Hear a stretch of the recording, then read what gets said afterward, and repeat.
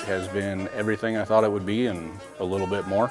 For me, I think the biggest takeaway was meeting the different personalities. All the instructors here have a unique approach to their business.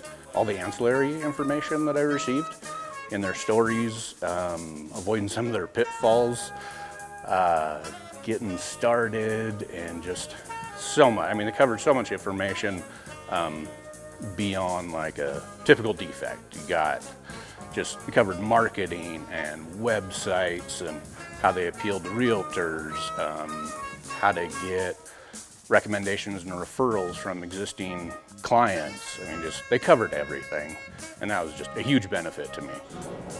I feel like I had an absolute crash course, like I've 5 years of experience in a week.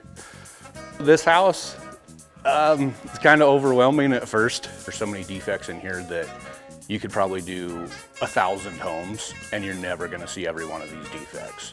So coming here in 1 week and seeing the variety and also learning which ones are important, what's a safety hazard, what's a maintenance item, and then of course how to communicate that to your clients. Definitely worth coming. I've enjoyed every minute of it.